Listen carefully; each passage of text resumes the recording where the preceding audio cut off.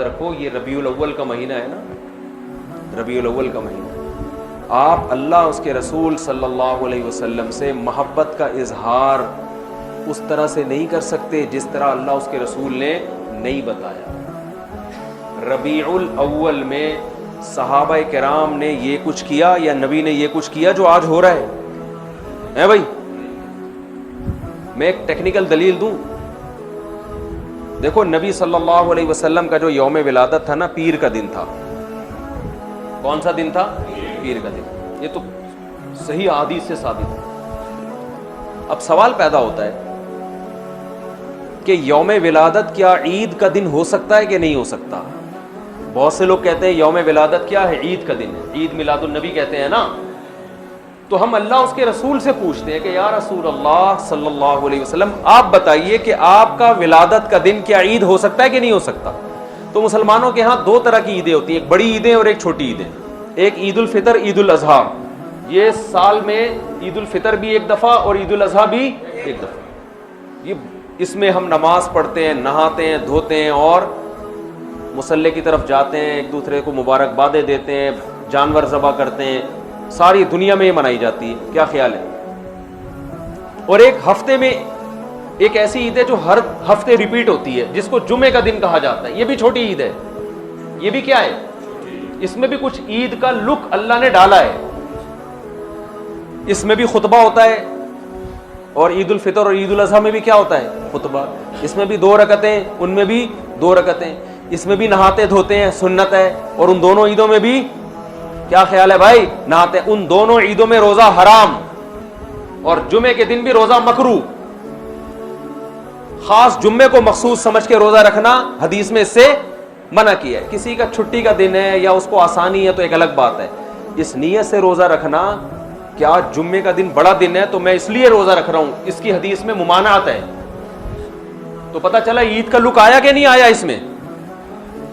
اب مجھے ایک بات بتاؤ، یہودیوں کے لیے مقدس دن اور وہ عید جو ہر ہفتے ریپیٹ ہوتی ہے، وہ کون سا دن تھا ہفتے کا؟ یہودیوں کے بعد عیسائی دنیا میں آئے، عیسائیوں کے لیے کون سا ہوا؟ اتوار۔ تو ہمارے لیے کون سا ہونا چاہیے؟ پیر ہونا چاہیے تھا نا۔ جمعہ کہاں سے بول رہے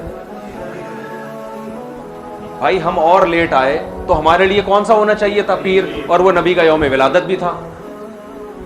لیکن نبی کا یوم ولادت تھا، اس لیے اللہ نے پیر کو نہیں رکھا، ریورس کر دیا جمعے کو، تاکہ لوگ یوم ولادت کو عید سمجھنا نہ شروع کر دیں۔ بہت مشکل ہے بھائی، پشاور میں بات سمجھانا بہت مشکل ہے، بہت مشکل ہے۔ اور یہ الحمدللہ میں ویسے چھیڑنے کے لیے کرتا ہوں، وہ تو کراچی میں بھی سمجھ میں نہیں آتی کسی کو۔ یہ جملہ میں کراچی میں بھی بولتا ہوں، لاہور میں بھی بولتا ہوں۔ وہ غیرت دلانا مقصد ہوتا ہے کہ بولے یار اتنی آسان بات ہمیں سمجھ میں نہیں، کیسی بات کرو، ایک دم بوجھ میں سمجھ میں آ رہی ہے، جوش میں آ کے بولتے ہیں، پھر آتی ہے سمجھ میں۔ کچھ مسائل غیرت کے ہوتے ہیں۔ اب آپ بتاؤ کتنی زبردست لاجک کی بات ہے کہ ہونا پیر کا دن چاہیے تھا، لیکن اور وہ یوم ولادت بھی تھا، لیکن اس کو کیا کر دیا؟ ریورس۔ اتنا کافی تھا اس امت کو سمجھانے کے لیے کہ نبی کا یوم ولادت میں عید نہ بنانا، اتنا کافی تھا، لیکن نبی نے ایک اور کام کیا۔ شاید نبی کو معلوم تھا، اللہ نے بتا دیا تھا کہ یہ امت باز نہیں آئے گی، تو نبی نے ایک اور کام کیا کہ پیر کو آپ نے روزہ رکھا۔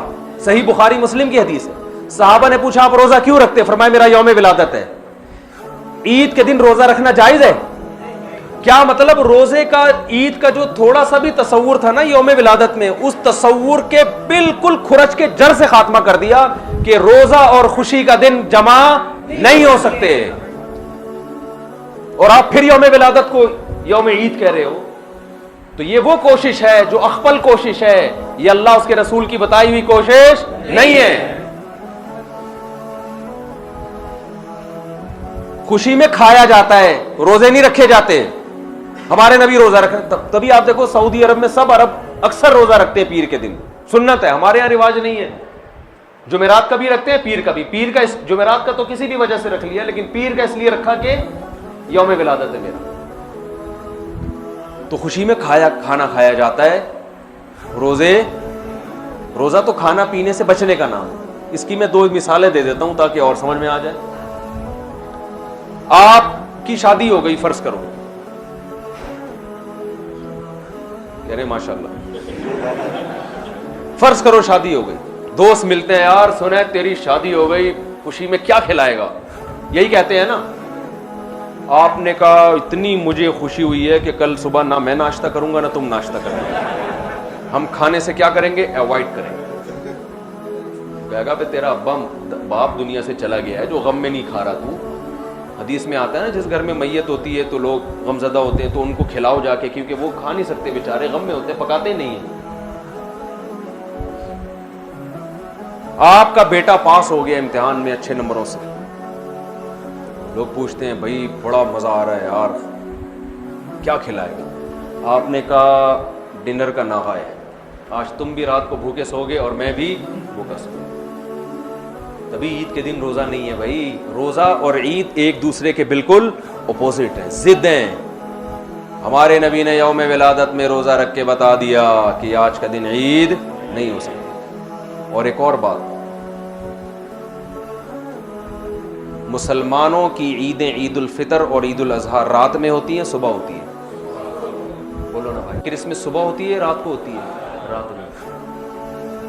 اسلام میں عیدیں صبح کے وقت میں رکھی گئی ہیں کیونکہ رات میں انسان شراب کباب کی طرف جانے کا خطرہ, عیاشی کی طرف, رنگ رلیوں کی طرف جانے کا خطرہ زیادہ ہوتا ہے, بتیوں کی طرف جانے کا خطرہ زیادہ ہوتا ہے. تمیز سے نہیں مناتا وہ. صبح بدتمیزی سے عید منائی نہیں جا سکتی صبح کے ٹائم میں ہے بھائی. صبح تو نہا دھو کے نماز پڑھے. جمعے کو بھی دن کی روشنی میں رکھا گیا, جمعہ رات میں نہیں رکھا گیا. اسلام کے سارے تہوار کب ہو رہے ہیں؟ اور عید میلاد النبی صبح منائی جاتی ہے یا رات کو؟ جوش و خروش آتا ہے رات کے وقت, بتیاں, پھر ناچ گانے بھی ہونے لگے ہیں آج کل. تو کیک کاٹنا شروع ہو گئے, بریک ڈانس شروع ہو گیا معذرت کے ساتھ. کوئی ناچ رہا ہے, کوئی نبی کی محبت میں ناچ ناچ کے گر گیا نیچے ہے جی, پتہ نہیں کیا کیا کر رہے ہوتے ہیں. یہ وہ کوشش ہے جو آپ کی اخپل کوشش ہے. یہ اللہ رسول کی بتائی ہوئی کوشش نہیں, بلکہ اللہ رسول اس کے خلاف بتا رہے ہیں. سمجھتے ہو بات کو کہ نہیں سمجھتے ہو؟ تو چھوڑ دو یہ سب کچھ. تو اللہ نے قرآن میں کیا فرمایا؟ پہلی شرط نیت آخرت, دوسری شرط کوشش بھی کرے, تیسری شرط کوشش بھی اپنی نہیں بلکہ آخرت والی کوشش, چوتھی شرط وَهُوَ مُؤْمِنٌ, توحید پرست بھی ہو, ایمان بھی ہو. کفر کے ساتھ یہ نیکیاں قبول نہیں ہیں. کافر اگر اللہ کو راضی کرنے کے لیے کروڑوں لوگوں کو کھانا کھلائے, دنیا میں اجر مل جائے گا, آخرت میں کوئی اجر نہیں ملے گا.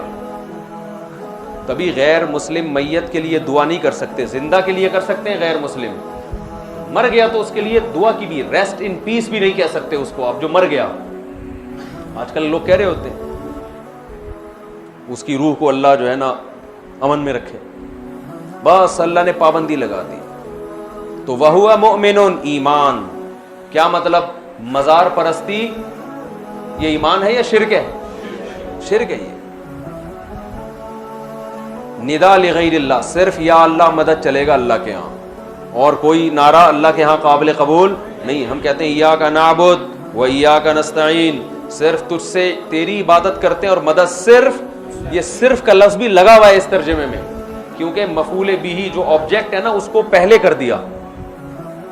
ایک ہوتا ہے نعبدو کا, اس کا مطلب ہے ہم تیری عبادت کرتے ہیں, اور کا کو اٹھا کے ایا کا بنا کے پیچھے لے آیا. تو عربی گرامر جو جانتے ہیں اس کا مطلب ہے صرف تیری, صرف تجھ سے مدد. ایاک نستعین, تیرے علاوہ کسی سے مدد نہیں مانگتے.